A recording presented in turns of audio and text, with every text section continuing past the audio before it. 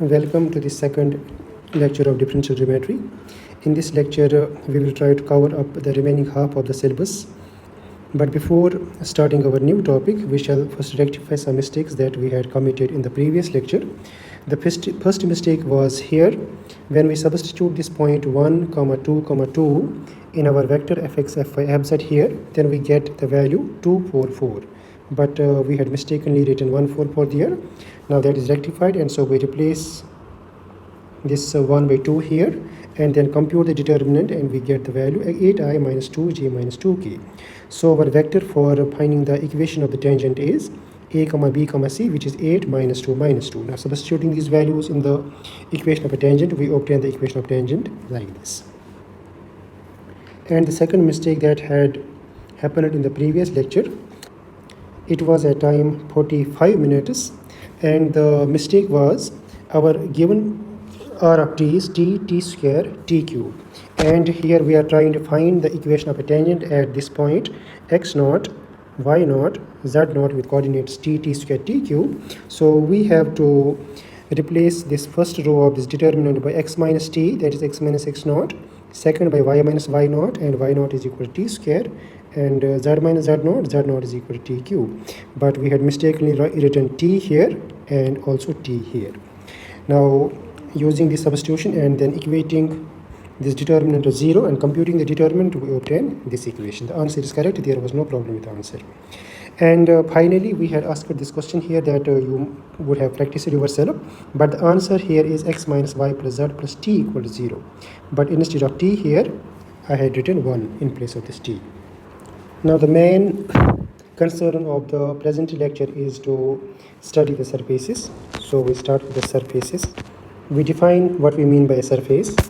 A parametric surface is a smooth map which we denote by r of uv, defined as x of uv as its first coordinate, y of uv the second coordinate, and z of uv as the third coordinate, where this uv is a vector in r square, where r is a function, where r is also actually a vector valued function. It's a function from some subset d of r square into r cube.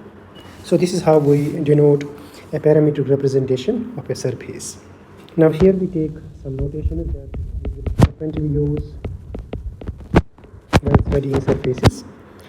Now as we have the equation of a surface as r of uv is equal to x of uv, y of uv, comma z of uv, we have the derivatives of this r, like we denote the first derivative by r1, which we denote by del r by del u, which is equal to del x by del u, del y by del u, del z by del u. And similarly r2, which is the first derivative of r with respect to the second independent variable v, so this will be del x by del v, del y by del v, del z by del v. Similarly, the second order derivatives, now r11, this will be equal to del square r by del u square. Now r12, which is equal to del square r by del u del v. Similarly r22, which is equal to del square r divided by del v square. Now since our map is smooth here, so we will have this r12 same as r21. Now we take our first definition here regarding the surfaces. This is a point, suppose P on a surface S is called a singular point if this R1 cross R2 is equal to 0, and a point where R1 cross R2 is not equal to 0 is called a regular point. Now let's take up some examples of the surfaces. We take the first one as r of uv, which is equal to r sin u cos v, r sin u sin v, r cos u, which is actually a sphere centered at origin having radius r. If we put r equal to 1, then we will get the unit sphere. And second is we will take another representation of a unit sphere, which is a little bit unusual. This is 2u divided by 1 plus u square plus v square the second coordinate is 2v divided by 1 plus u square plus v square, and the third coordinate is 1 minus u square minus v square divided by 1 plus u square plus v square. So this is a unit sphere centered at origin. The third one is ellipsoid, whose equation is given by r of uv is equal to a sine u cos v, b sine u sine v, and c cos u. And we can also express this in the implicit form like x square by a square plus y square by b square plus z square by c square is equal to 1. We also call this equation, which is in the implicit form of the ellipsoid, we can also call this as the constant equation of the ellipsoid in parametric form. Similarly, we have the other surfaces. I shall just mention the names of them, like hyperboloid of one sheet, similarly hyperboloid of two sheets, then elliptic hyperboloid, similarly hyperbolic paraboloid, similarly torus. Here I just recommend that we must be knowing the equations of these some fundamental surfaces. Now, as we can see here in the first and the second, if we put in the first equation of the parametric representation of a surface, if we put r equal to 1, then we get the parametric equation of a sphere, parametric representation of a sphere.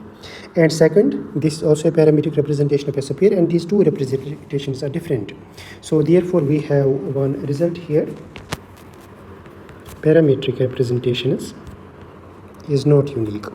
So therefore, given one parametric representation of a sphere, we can transform that into another parametric representation by some transformation. And if suppose we have u is equal to phi of u dash v dash is suppose a transformation of the parameter u into new variables u dash v dash, and similarly v is transformed by a function psi of u dash v dash is a transformation of parameters, then we call this transformation as proper if Jacobian of pi and psi, if Jacobian of this pi comma psi is not equal to 0. And by Jacobian we mean a 2 cross 2 determinant whose first row is the derivative of pi with respect to u dash and v dash, and derivative second row is the derivative of psi with respect to u dash and v dash. Now equation of tangent and normal to a surface. Now here we shall mention the equation of tangent and normal to a surface in both the cases when the equation of the surface is given in parametric form, as well as when the equation of the surface is given in the implicit form or in the form of a constraint equation. If we have r of uv is equal to x of uv, y of uv, z of uv is a surface, then the equation of tangent at any point, say x, y, z, is given by r minus r dot r1 cross r2 is equal to 0. And we can easily understand this since we have the vector r1 and r2, which are both tangents to a surface at a particular point, and these are the tangent lines, and then this r1 cross r2 is a vector which is perpendicular to both r1 and r2. So therefore the dot product of r minus r with a vector which is perpendicular to both the tangents will give us the equation of a tangent at any point x, y, z. This is actually the scalar triple product, which we can also express as, or we can write this as the scalar triple product r minus r, then r1, r2. This is equal to 0. Or we can also express this in terms of the Cartesian coordinates like x minus x, y minus y, z minus z. Then here in the first row of r1 we can write del x by del u, del y by del u, del z by del u, and similarly the third row will be the derivative of r with respect to v, that is del x by del v, del y by del v, del z by del v. The determinant this is equal to 0 gives us the equation of tangent at any point x, y, z. And that is one case when the equation of a surface is given in the parametric form. The second case is if the surface is given by f of x, y, z equal to 0. Then the equation of tangent is x minus x into del f by del x plus y minus y into del f by del y plus z minus z into del f by del z is equal to 0. And this is the equation of a tangent at any point x, y, z. Now we can come to define the equation of a normal. Equation of normal is given by x minus x divided by del f by del x is equal to y minus y divided by del f by del y, which we can write as fy, and equal to z minus z divided by fz. While fx, fy, fz represent the partial derivatives of f with respect to x, y, z, which we can also write as del f by del x, del f by del y, del f by del z, and this is the equation of normal at any point x, y, z. So therefore, in order to write down the equation of a normal, we just have to find the direction cosinus of a normal, which are given by del f by del x, del f by del y, del f by del z at any point x, y, z. Then just write x minus x by fx, y minus y by fy equal to z minus z by fz. But sometimes the question may just be asked to find the direction cosinus. In that case, we will use this equation, which is normal vector to a surface. This is given by n, which is defined as r1 cross r2. Now if it is three coordinates are n, x, n, y, and z, then these are the direction cosinus of a normal vector to the surface, and in this case we can write down the equation of a normal as x minus x by nx equal to y minus y by ny equal to z minus z divided by nz. Or equation of normal is given by r minus r is equal to, suppose, some lambda dot n for t for this lambda belonging to r. This is also a way to write down the equation of a normal to a vector. This is also a way to write down the equation of a normal to a surface, r minus r equal to lambda dot n, where n is the vector given by r1 cross r2. Now let's take an example to evaluate the equation of a tangent and normal to a surface. Find the equation of the tangent and normal to the surface, which is given by x of uv, y of uv, z of uv is equal to u, v, u square minus v square at any point u, v equal to 1 comma minus 1. So in the solution, what we have to do, first we immediately write how do we write down the equation of a tangent. Equation of a tangent is written as the scalar triple product of r minus r, r1 and r2 equal to 0. So therefore we immediately evaluate what is r1 and r2. Now here r1 is equal to del x by del u, del y by del u, del z by del u. So this is equal to del x by del u is 1, del y by del u is 0, and del z by del u is 2u, which is equal to 1, 0, 2 at the point 1 comma minus 1. Similarly, r2, which we define as del x by del v, del y by del v, del z by del v. Now taking the derivative, this gives us 0, 1, minus 2v.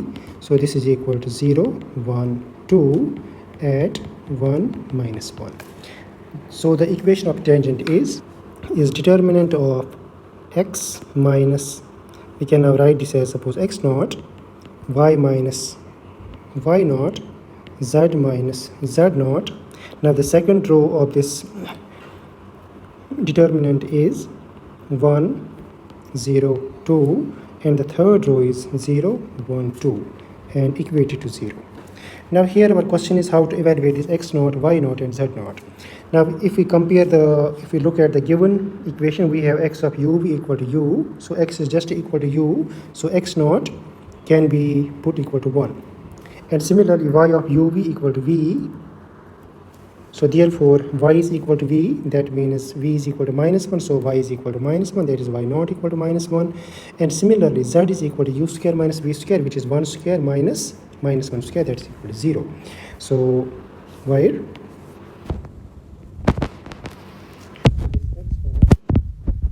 y naught z naught.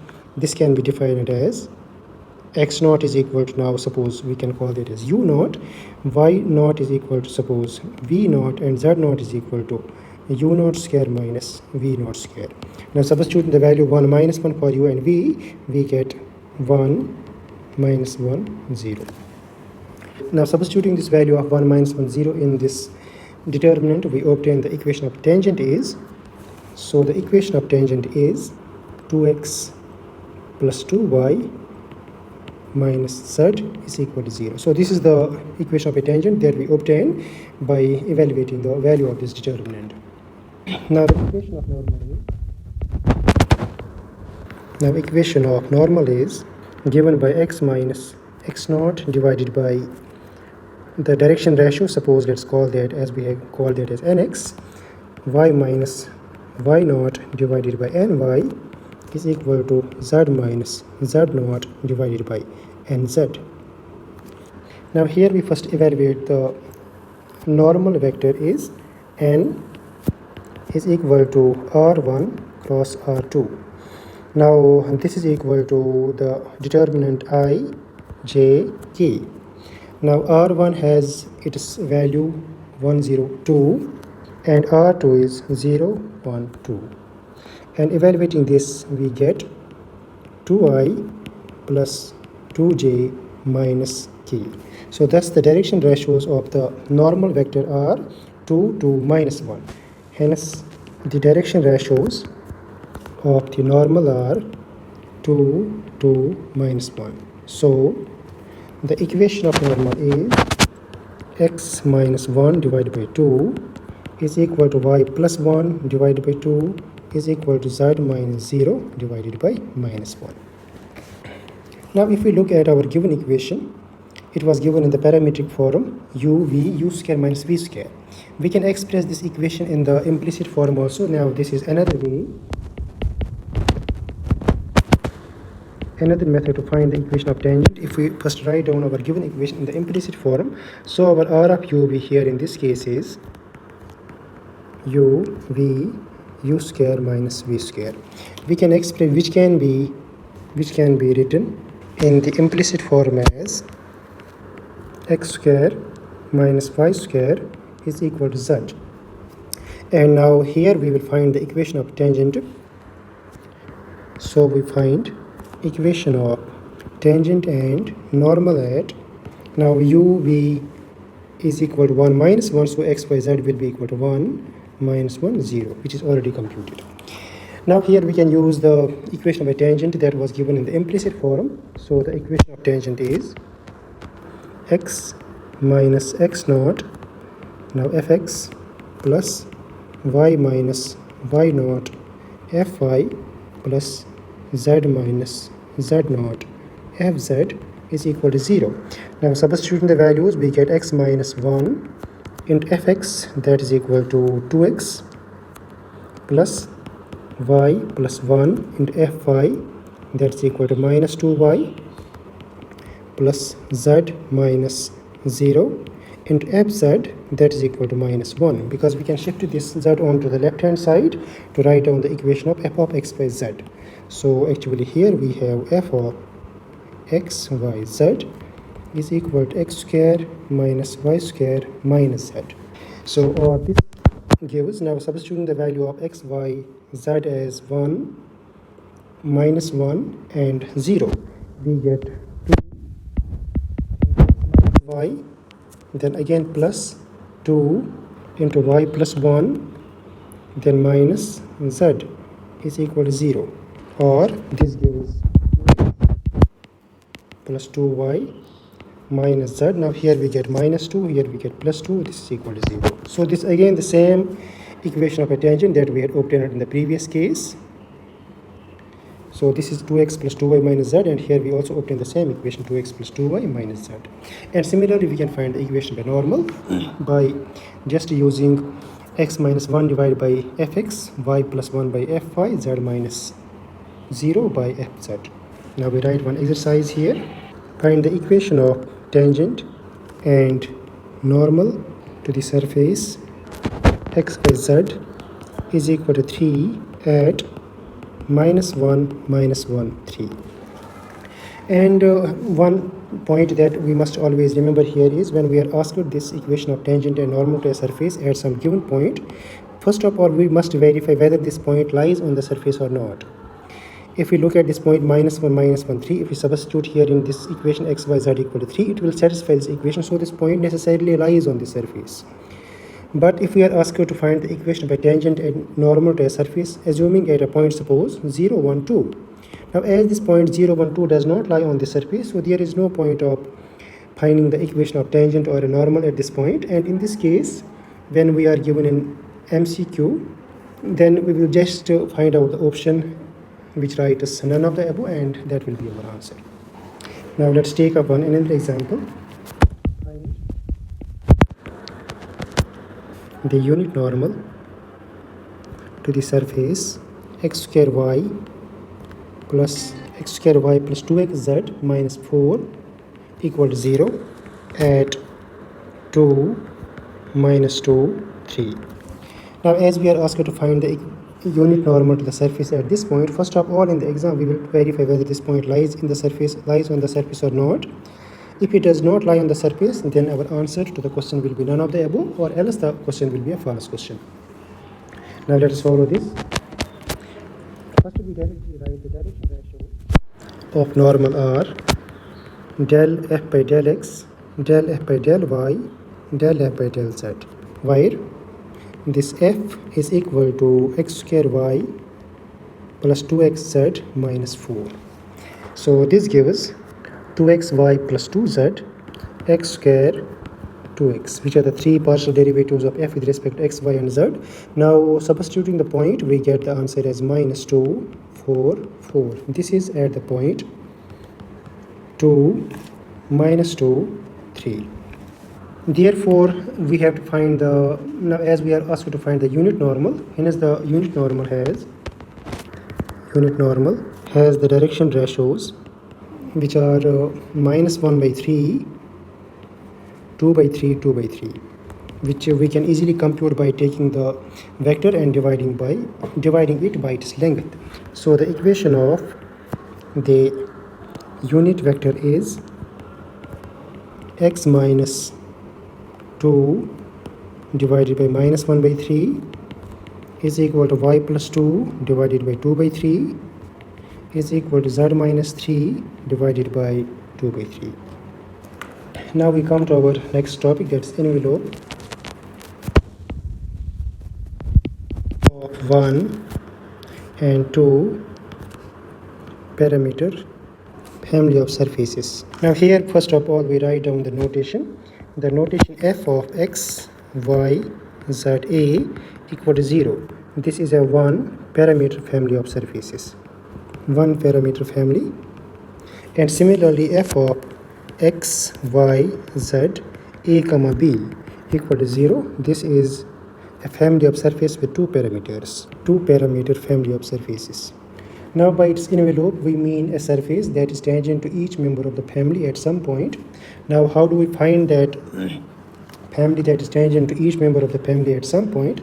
The envelope to 1 parameter family of surfaces.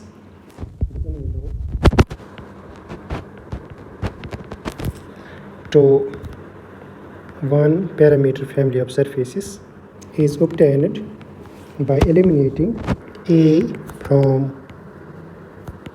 f equal to 0 and del f by del a equal to 0. And similarly the envelope of 2 parameter family is obtained by eliminating a and b from f equal to 0, del f by del a equal to 0, and the third equation del f by del b is equal to 0. And the easiest way to do is it like this. We solve this del f by del a and find the value of a in terms of x, y, z, and substitute the value of a in the given equation to eliminate this a. And similarly from this del f by del a equal to 0, del f by del b equal to 0, we find the value of a and b in terms of x, y, z, and substitute that in the given equation f equal to 0 to get the family of 1 parameter family of surface or 2 parameter family of surfaces. Now here we take one exercise that we shall solve quickly. The exercise is x square minus a square x plus b square minus 2bxy is equal to z. So find its envelope. So what we do in the solution, we write f is equal to x square minus a square x plus b square minus 2bxy minus z. So then we call this is equal to 0. Now del f by del a, this is equal to minus 2ax is equal to 0, and similarly del f by del b, this is equal to 2b minus 2xy is equal to 0. So therefore here we get this a is equal to 0, and from here we get b is equal to xy. Now using these two values in the given equation, then given equation, or we can call f, reduces to, now as a is equal to 0, so we get x square minus a square x, that is 0, plus x square y square minus 2 x square y square is equal to z, which gives x square into 1 minus y square is equal to z is the required envelope.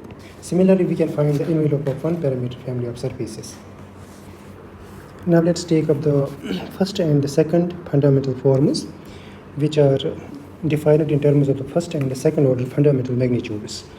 So we begin it like this: if we have R is equal to R of UV is a smooth parameterization of a surface, then we can define the direction vector. Then this dr, which we call the direction vector, this is defined as r1 du plus r2 dv, where r1 represents the first order derivative of r with respect to u, and r2 represents the first order partial derivative of v r with respect to v. Now if we take the norm of this vector, so then we get this norm of dr whole square. This is equal to dot product of this dr with itself, that is r1 du plus r2 dv. It is dot product with r1 du plus r2 dv. Now simplifying this equation, this becomes r1 dot r1 into du square plus twice r1 dot r2 du dv plus r2 dot r2 into dv square. And this is then expressed in the form of the scalars e du square plus twice f du dv plus g dv square, where this e is defined as r1 dot r1, f is defined as r1 dot r2, and g is defined as r2 dot r2. So therefore this e, f, g are scalars, which we call the first order fundamental magnitudes, and this equation e du square plus twice f du dv plus g dv square, this is called the first order fundamental form, or the first fundamental form. So this e, f, g, we call them first order fundamental magnitudes. This first fundamental formula, this captures the intrinsic geometry of the surface, like it captures the length, or it can capture the distance between the points, or it can capture the angles that the tangents or the normals form on a curve. This first fundamental form is usually denoted by, most of the time it is denoted by I, but here we shall deliberately write it as m1, which is now defined as e du square plus twice f du dv plus g dv square. But most of the times on the books this is denoted by I, and the second fundamental form is denoted by double I.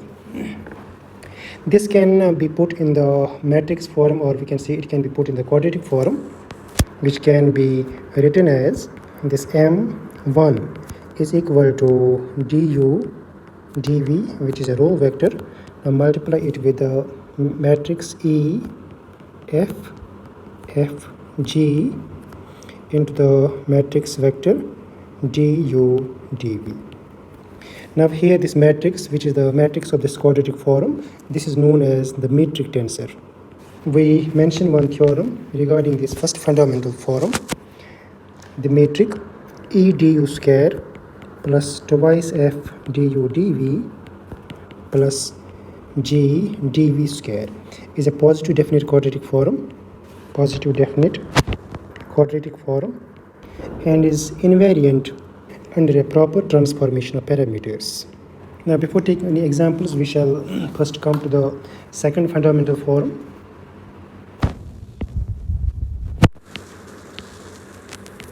The second fundamental form is similarly defined as, we shall directly denote it by m2. This is equal to L du square plus twice m du dv plus n dv square, where now L is defined as this R11 dot n, where this n is a unit vector which is perpendicular to the surface at a point, and similarly m, this is equal to R12 dot the unit vector n, unit normal vector, and n is defined as R22 dot n, where n is the unit normal vector. Now again these numbers L, m and n, they are the scalars because they are defined as a dot product of two vectors.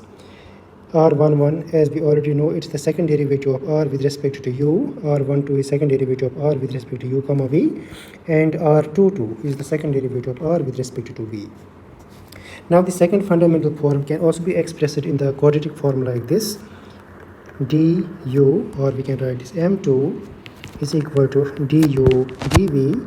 Now with the matrix m n, this is lmn, L m m n multiplied with this du dv. So this is the second fundamental form in the matrix form.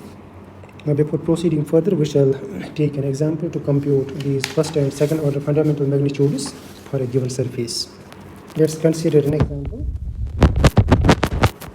Find the first and second order and the second order fundamental magnitudes, or the first and the second order fundamental magnitudes for r of uv equal to u cos v, u sin v, 2v square. Now the solution is, we know that this r1 is defined as del r by del u, which is equal to cos v sin v 0. R2 is equal to del r by del v, which is equal to minus u sin v, u cos v 4v, and R11, which is del square r by del u square. So this is the second derivative of r1, or the first derivative of r1. Now cos v has derivative 0, sin v has derivative cos v, sin v has derivative again 0, and third is again 0. And similarly r12, this is equal to minus sin v cos v 0, and r12 is the derivative of r1 with respect to v, or the derivative of r2 with respect to u. And finally r22 is equal to minus u cos v minus u sin v, 4. Therefore we can evaluate E. Therefore our first order fundamental magnitude E is equal to r1 dot r1, which we can write as modulus of r1 whole square, and r1 is equal to cos v sin v 0, so cos square v plus sin square v plus 0 square is equal to 1. Then f, which is equal to r1 dot r2. Now this is equal to, similarly we can compute this is equal to 0, and then g, which we define as r2 dot r2, which can be expressed as modulus of r2 whole square. Now r2 has the coordinates u sin v, u cos v, 4v, and this becomes u square plus 16 v square. So these are the first order fundamental magnitudes. Now for the second order fundamental magnitudes, we need to evaluate the unit vector. So now the unit vector n is r1 cross r2 divided by the length of this unit vector, that is modulus of r1 cross r2. Now this is equal to 1 divided by modulus of r1 cross r2 into determinant of I, j, k. Now in the second row we will take the coordinates of r1, which are cos v sin v0, cos v sin v0, and in the third we take the coordinates of r2, which are minus u sin v, u cos v, 4v.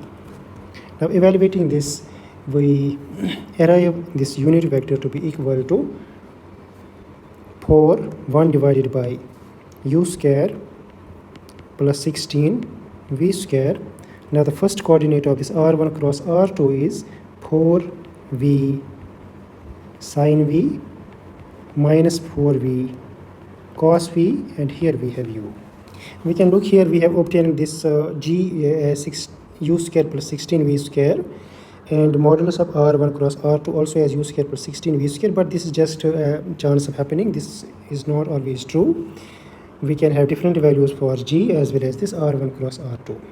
Therefore we can calculate, therefore our L is equal to r11 dot this unit vector n. This is now equal to 0 because our r11 is equal to 0. And similarly m, which is equal to r12 dot the unit vector, this becomes equal to minus sin v. Next m is equal to r12 dot the unit vector n. This is equal to now r12, that is equal to minus sin v cos v 0, then dot this unit vector, which is equal to 4v sin v minus 4v cos v and u, and divided by 1 divided by u square plus 16 v square.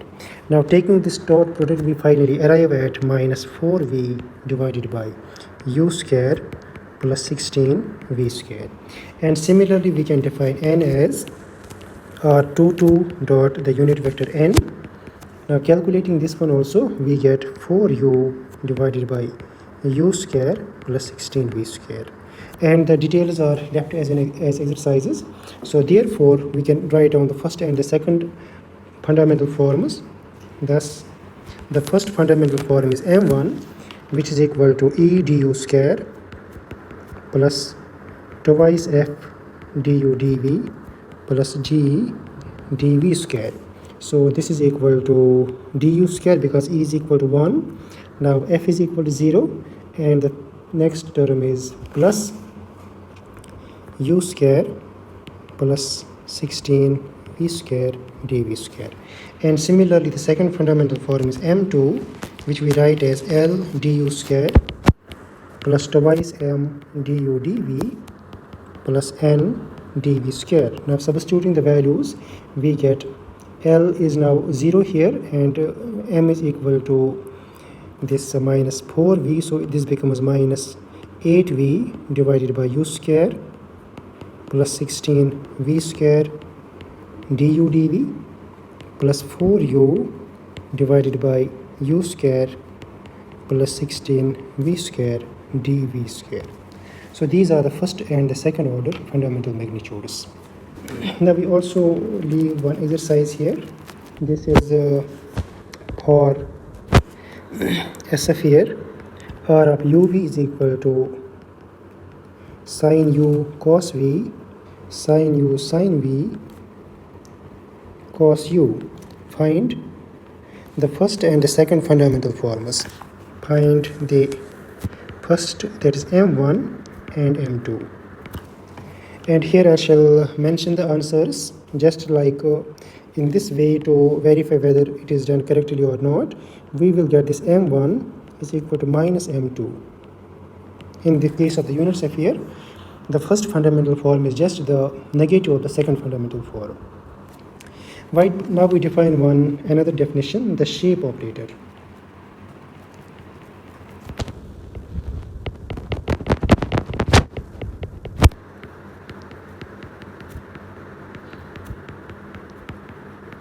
the shape operator, this is a matrix defined like this S, which is defined as M1 inverse into M2. Now, as we have already discussed it previously, that this matrix M1 is a positive definite quadratic form, so it is always invertible. Therefore, we can find out this inverse M1 inverse into M2, and this operator is called the shape operator. The eigenvalues of this operator have a nice names. The eigenvalues of S, which are denoted by K A, K B, are known as principal curvatures. So this is one easy way of defining the principal curvatures. They are defined as the two eigenvalues of the shape operator S, which is defined as M1 inverse into M2. Now, in terms of these principal curvatures, we can define the Gaussian curvature is defined as the determinant of this shape operator, which is also in terms of the fundamental magnitudes like ln minus m square divided by eg minus f square. And this also now the determinant of the shape operator will be the product of the eigenvalues, that's Ka into Kb. And similarly, we can define the mean curvature, which is defined as 1 divided by 2 into trace of this shape operator S, which is now equal to 1 divided by 2 this Ka plus Kb. So it is the sum of eigenvalues divided by 2, and we know the trace of a matrix is the sum of the eigenvalues, and this also has its form in the first and the second order fundamental magnitudes, that is, it is equal to, now we do write it like this, E, now we write F here and G, now write L, M, N, now put 2 here, minus here and plus here, and denominator is 2 times Eg minus F square. So this is how we define the Gaussian curvature and the mean curvature in terms of the shape operator and the first order and the second order fundamental magnitudes. Now here we shall not discuss an exercise in detail, but we shall quickly put up the results, and the details will be left again as an exercise. So consider a vector, consider a surface R of uv is equal to sine u cos v, sine u sine v, and cos u. Then this E is equal to 1, F is equal to 0, and G becomes sine square u, and similarly L is equal to minus 1, M is equal to 0, N is equal to minus sine square u. And this is also asked in the previous exercises to find the first and the second fundamental formulas of this unit sphere, and now here we have written all the values for this E, F, G and L, M, N. So we just need to substitute these values in the formulas for M and N, M1 or M2 to get the first and the second order fundamental magnitudes. But now here we are interested in evaluating this Gaussian curvature and the mean curvature. So then this Gaussian curvature, which is usually denoted by K, which we can write as Ln minus M divided by Eg minus F square. This is equal to now L into N, that is equal to sine square u. M is equal to 0, so in the numerator we get sine square u divided by now E into G, that is equal to sine square u, and F is equal to 0, so this is equal to 1. Therefore, for the unit sphere, the Gaussian curvature is equal to 1. And similarly, the mean curvature is, which we write as 1 divided by 2 Ka plus Kb, which is equal to 0 in this case. And we can write down this where we have this 1 divided by Ka plus Kb, it is defined as En minus 2 Fm plus Gl. Now substituting the values of En 2 Fm minus Gl, we get the numerator as sine square u minus sine square u. And the denominator is non-zero, so this is equal to 0. We can take another example. So this is another question. Find the Gaussian curvature and the mean curvature for R of uv is equal to u cos v, u sin v, 2v square. which is the question for which we had evaluated the first and the second fundamental forms. So we have all the values of E, F, G and LMN. Therefore, we can immediately write down the first Gaussian and the mean curvature. So in the solution, we have this K is equal to Ln minus M square divided by Eg square. Now using the values as obtained in the previous exercise, we get this minus 16 V square divided by U square plus 16 V square whole cube. And similarly, the mean curvature is equal to 4U divided by 2 times U square plus 16 V square whole square. So these are the Gaussian curvatures and the mean curvatures of this surface at any point U and V. Now let's take a Weingarten equations. Weingarten equations gives us the derivatives of the unit normal with respect to U and V in terms of the first order fundamental magnitudes and the first order derivatives of the tangent vectors. So these are two equations which we need to remember them. This is given as minus 1 divided by h square into this matrix R1, R2 into M1 inverse into M2. This is equal to N1, N2, where we shall define these notations N1, N2 later on.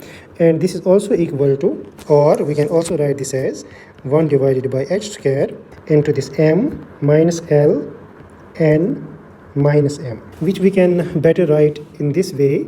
We can write like this L, M, M, N, and then put minus here. Then multiply this with the matrix with the first order fundamental magnitudes, write E, F, F, G, and write minus for these two, and multiply this as a row vector R1, R2. This is also equal to N1, N2.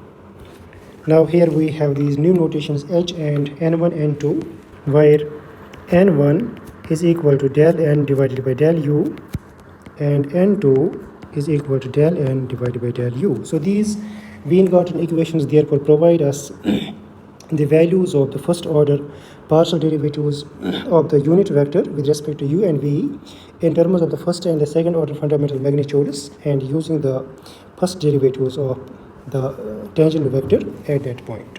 And moreover, and this h square is also equal to Ln minus M square. In fact, we have, sorry, this is not h square. This is the value for t square. So this is t square, and h square is the sitting dot notation defined for Eg minus f square. So these are also two different notations used in differential geometry everywhere, that h square is equal to Eg minus f square and t square equal to Ln minus M square. Now let's define the normal curvature. Normal curvature. This is defined as the curvature of the normal section.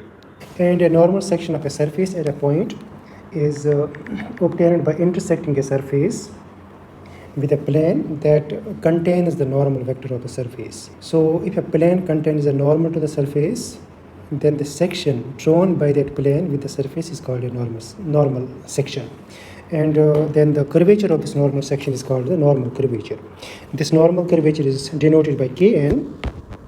This is defined as L du square plus twice M du dv plus N dv square, whole divided by E du square plus twice F du dv plus G dv square. So this is the normal curvature in the direction dr.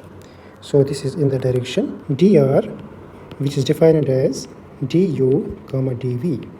Now if we are given some fixed direction, then we can accordingly substitute the values of du and dv in this equation to find the normal curvature in that direction. Now we have another theorem for this normal curvature, which we call the Meusnier's theorem, or this is also sometimes written as Meusnier's theorem. This gives us the normal curvature in terms of the curvature of the surface and an angle theta, where this angle theta is the angle between the principal normal vector of the curve and the surface normal vector at that point. Now here this Kn, we know it is a normal curvature. It is a notation for a normal curvature. And now this K is the curvature of the curve. Curvature of the curve lying on the surface. And then this theta. This is the angle between the principal normal of the curve and the surface normal at that point. So this is Mann-Nier's theorem, which gives us the principal curvature in terms of the curvature of the curve and the angle theta, which is the angle between the principal normal vector of the curve and the surface normal vector of that at that point. Now let's evaluate the principal normal curvature for this paraboloid. So we take an example. So find Kn for x square plus y square is equal to z, which is actually a paraboloid. And we find it as a curvature at 0, 0, 0 at the origin. So in the solution, what we have to do, we have to find this first and the second order fundamental magnitudes. So we are given our uv, which we can express as u, v, then z is equal to u square plus v square. So x equal to u, y equal to v, z equal to u square plus v square. And let the direction be, d is equal to cos alpha sin alpha. So we are asked to find the curvature of this paraboloid at the origin in the direction of cos alpha sin alpha, where alpha is some scalar. Then at 0, 0, 0 at the origin, we have this E is equal to 1, F is equal to 0, G is also equal to 1, L is equal to 2, M is equal to 0, N is also equal to 2. I have deliberately left solving this E, F, G, L, M, N, and they are also left as exercise. So then this normal curvature Kn, which is equal to L du square plus twice M du dv plus N dv square, whole divided by E du square plus twice F du dv plus G dv square. Now here this du and dv is cos alpha and sin alpha, so du is cos alpha and dv is sin alpha, and this finally becomes 2. Now when we substitute du is equal to cos alpha, so this becomes cos square alpha here, m is equal to 0, and n sin square alpha here. So we take, but L and n, they are both equal to 2, so we can take 2 common from here. The middle term is 0, so sin square alpha plus cos square alpha is 1, so the numerator is 2, and similarly the denominator is equal to 1. Now we mentioned some results here. This is in fact one kind of a definition. This is an equation. The equation giving the principal direction is we have actually always two principal directions, and the equation that gives these principal directions at any point is given by em minus fl into du square plus en minus gl into du dv plus fn minus gm into dv square is equal to 0. But now, as we can clearly see, this is difficult to remember, but this can also be presented like this, which can be written as, first we write dv square, then minus du dv to keep the positive sign in the middle, and then du square here equal to 0. Now write E, F, G, L, M, N. This determinant is the equation giving the principal directions. Now next, if we write, so we have this notation, denote P by this em minus fl, and by 2q we denote this en minus gl, and by r we denote fn minus gm. Then the condition that the two principal directions are orthogonal,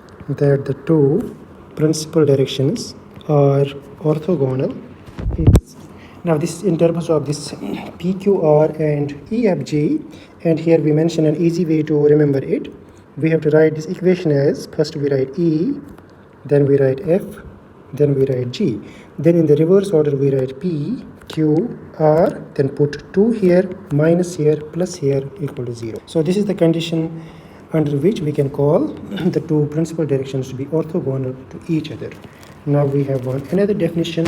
A point on a surface is called umbilic if this E equal to F equal to G divided by L, M, N. If these two ratios or three ratios are equal, then we call the point an umbilical point. Now finally, we have one important result regarding when a surface point is called elliptic, hyperbolic, or parabolic. A point on a surface is said to be the first one This is said to be elliptic if it is Gaussian curvature, k is less than 0. Sorry, if it is Gaussian curvature, k is greater than 0. That is, now we know the Gaussian curvature is given as ln minus m square divided by Eg minus f square. If this is greater than 0, then the point on that surface is called an elliptic point. And second is said to be hyperbolic if this k, which is defined as ln minus m square divided by Eg minus f square, if this is less than 0. And the third one is, this is said to be parabolic if the Gaussian curvature. Now we also know the Gaussian curvature is the product of these two curvatures, principal curvatures k and kb. This is equal to ln minus m square divided by Eg minus f square. If this is equal to 0, then we call the point to be parabolic. Now let's take one example for this one also. For the surface z is equal to x square plus y square, which we have taken earlier, and we call it a paraboloid. Then we have this Gaussian curvature, which is defined as ln minus m square divided by Eg minus f square. This is equal to 4, which is greater than 0. Thus, this is actually at the point 0, 0.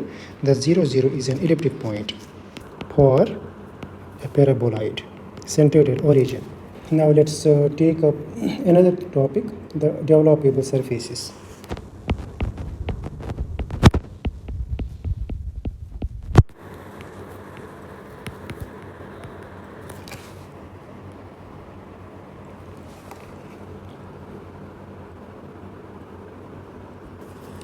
We write its definition.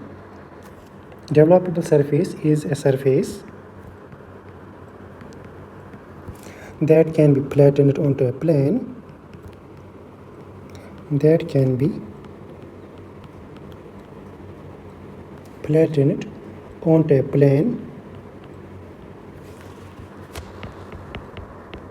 without distortion.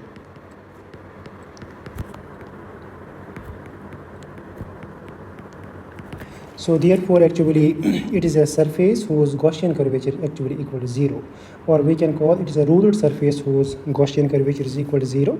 But a ruled surface is a surface that can be generated by sweeping a straight line through space, or we can also think of this being a surface made up of a continuous family of straight lines. Now here we take up some common examples of developable surfaces. So there are some examples of developable surfaces that are actually basic developable surfaces. Some examples of these developable surfaces. First of all, suppose if we take a plane. Now plane is itself a developable surface. It is trivially a developable surface. Trivially developable. And second, if we take a cylinder. Now if we compress a cylinder and flatten a cylinder, we will get a rectangle. This flattens into a rectangle. So that means a cylinder is also a developable surface. And similarly, a cone can be developed into a circular sector. Now here actually we know the cone looks like this. So we have the cone like this. If we flatten it, we will get a surface of this form, which is a section of a circle, or we can call it a sector of a circle. Now we take one theorem. This is condition of developability.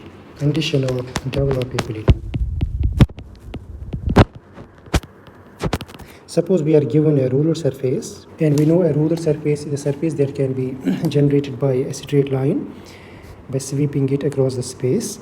Ruler surface, suppose its equation is given by Cu plus some lambda times du, where this du is the direction vector and Cu is the equation of the curve. Then the condition for developability is, then this is developable.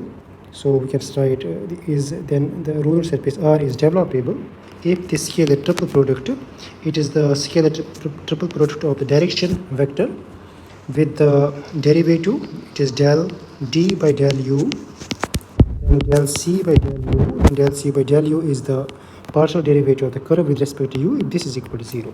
So that means if the scalar triple product of the direction vector and its derivative with the derivative of the base curve vanishes, then we call the ruler surface as a developable surface, or we can say this is the condition for a ruler surface to be developable. So here we conclude this lecture. In the description of this lecture, we will put one link of the PDF file from a Google Drive that will include some more theorems and the results that are necessary for the examination of differential geometry as far as the entrance exams are concerned.